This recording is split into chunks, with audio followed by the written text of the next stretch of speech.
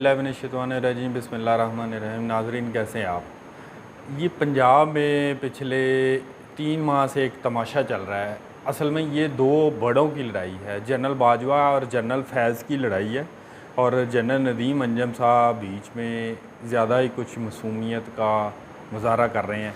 आप देख लें कि जब से जनरल नदीम अंजम आए हैं, तहरीक इंसाफ जो है वो फ्रंट फुट पे आके खेल रही है और पीएमएलएन बैक फुट पे चली गई है। और पीछे से अब जब जनरल फैज़ की सपोर्ट आई है तहरीक इंसाफ को, तो तहरीक इंसाफ को ज़्यादा ही हलाशेरी मिल गई है। असल में ये दो लोगों की आपस में चालें चली जा रही हैं और इसका खमियाजा पंजाब भुगत रहा है। जब से इमरान खान को वज़ारत उज़्मा से हटाया गया है, जनरल बाजवा सिर्फ 2 बार शहबाज शरीफ से मिले हैं। एक वज़ीर आज़म हाउस में मिले हैं, दूसरी ग्वादर में एक मुलाकात हुई थी। फिर साथ वो ख्वाजा आसफ भी गए थे। ग्वादर में जो फौजियों के शहदा है उनकी कब्रों पर दुआ भी की गई थी। उसके बाद जनरल बाजवा ने शहबाज शरीफ से कोई मुलाकात नहीं की, ना कोई खुफिया मुलाकात की है, ना कोई ओपनली मुलाकात की है। तो पहले तो फ़ौज इमरान खान के पीछे खड़ी होती थी।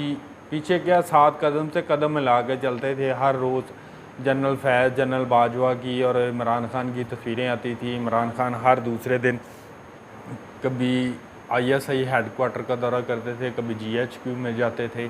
जब से शहबाज शरीफ वज़ीर आज़म आए हैं, फ़ौज जो है वो बैकफुट पे भी चली गई है और जनरल बाजवा जो है शहबाज शरीफ को मिलने को तैयार नहीं है। जबकि फ़ौज पे बार बार अंदरूनी सतह पर और बैरूनी सतह पर इल्ज़ाम लग रहा है कि वो इमरान खान को हटाने में मुलव्वस हैं। शायद अब इसका वो अजाला कर रहे हैं पीछे रह के, खामोश होके। ये सारे मामले में पंजाब के साथ ज़्यादती हो रही है। पहले बलूचिस्तान, केपी के, सिंध, गिलगित और आज़ाद कश्मीर के लोगों का हमेशा से पंजाब के साथ एक ही गिला रहा है कि पंजाब जो है हमारे वसाइल पर डाका मार रहा है, हमारा हक खा रहा है।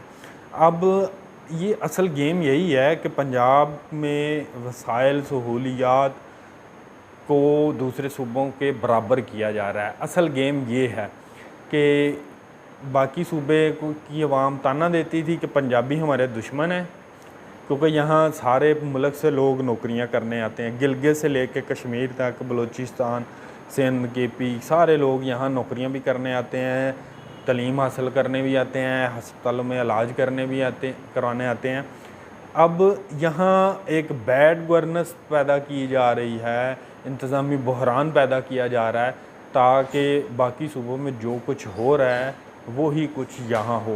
क्योंकि कोई जब लावारस हो तो उसका कोई भी अपने सर सेरा लेने के लिए तैयार नहीं होता।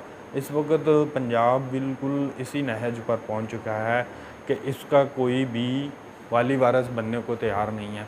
अगर कोई बनने की कोशिश कर रहा है तो उसको एक अदालती कंधा इस्तेमाल करके उसकी छुट्टी कराई जा रही है। कल जो कुछ सुप्रीम कोर्ट में हुआ और चीफ़ जस्टिस ने जो कुछ किया वो भी सबके सामने है। चीफ़ जस्टिस साहब कह रहे हैं कि 5 जजों ने एक वज़ीर आज़म को निकाल दिया। मतलब पाकिस्तान के जो 22 करोड़ अवाम हैं उनमें 8 साढ़े 8 करोड़ के राउंड अबाउट वोटर्स हैं।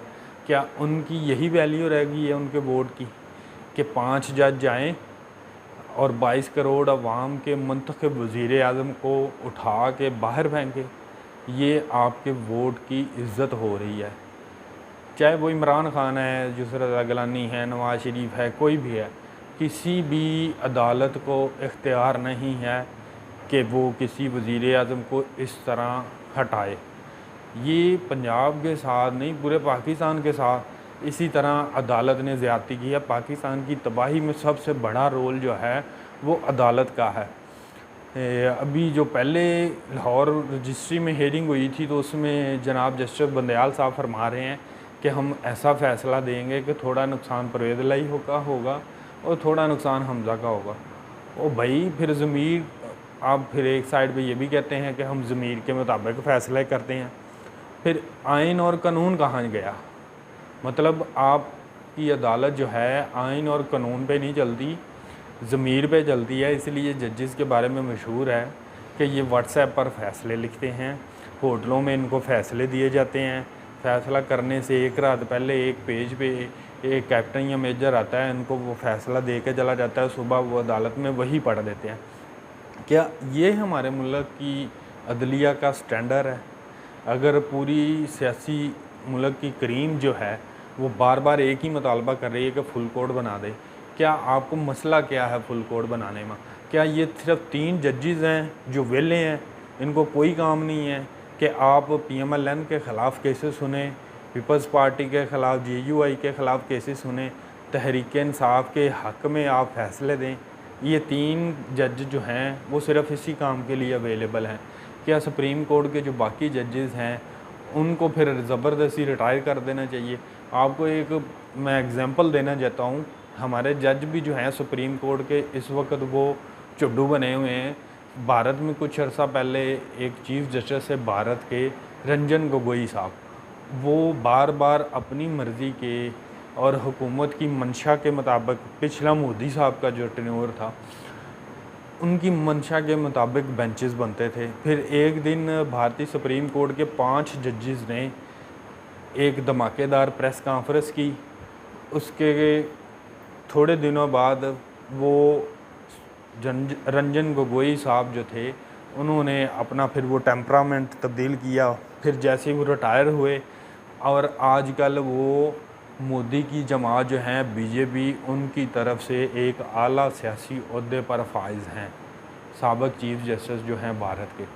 तो हमारे जो चीफ़ जस्टिस हैं वही यही कुछ हो रहा है, साकिब निसार से चल के आ जाएं, बंदयाल तक आ जाएं, यहाँ अपनी मर्ज़ी के बेंचेस बन रहे हैं। उनमें जस्टिस एजाजुल एहसन लाजमी शामिल होंगे, मुनीब अख्तर होंगे या जस्टिस नकवी साहब होंगे। क्या ये 3-4 जजेस हैं सुप्रीम कोर्ट में? बाकी कहाँ गए हैं? अगर इस तरह के बेंचेस बनते हैं तो लोगों को फ़ैसले से पहले ही पता चल जाता है कि फ़ैसला किस किस्म का आएगा।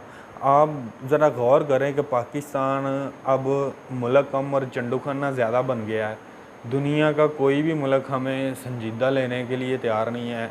हम पे हंस रही है दुनिया कि पाकिस्तान जो एटमी मुल्क है उसमें ये कुछ हो रहा है, तमाशे चल रहे हैं कि कोई भी आता है कि वज़ीर आज़म की छुट्टी कर देता है मज़े के साथ। हर महीने पाकिस्तान में एक सर्कस चलती है जिसके फ़नकार वही होते हैं, लेकिन पस पर्दा जो प्रोड्यूसर, डायरेक्टर और हदायतकार होते हैं वो बदलते रहते हैं।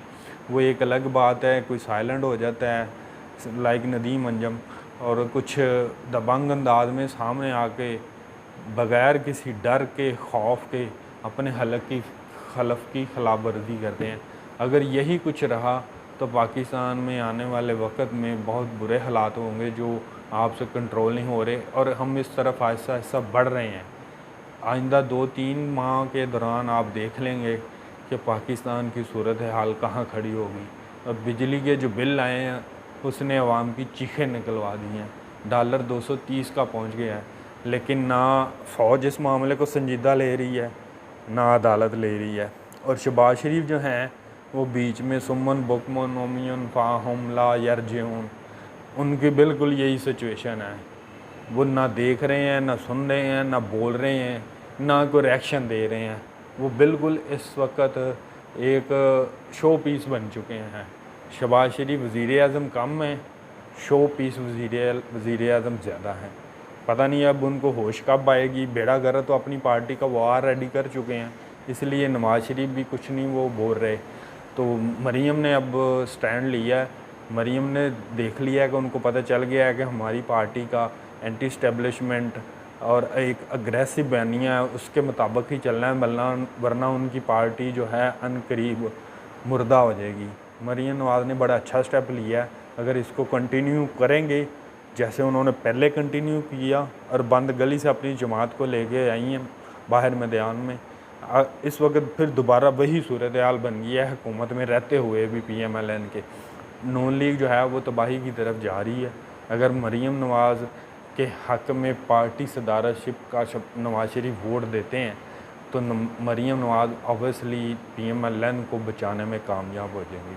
इंशाल्लाह कल अगले व्लॉग में लाजमी मिलेंगे। मुझे कमेंट में लाजमी बताइएगा। अल्लाह हाफ़िज़।